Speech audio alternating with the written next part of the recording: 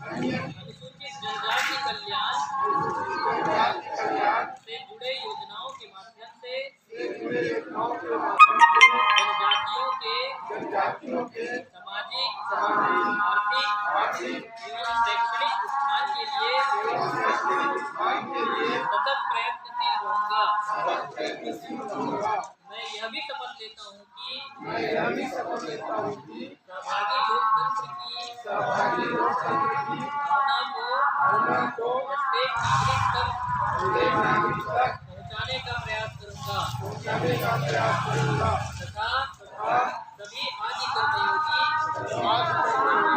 सहयोगी के साथ विकसित ग्राम, विकसित छत्तीसगढ़ एवं विकसित भारत की परिकल्पना को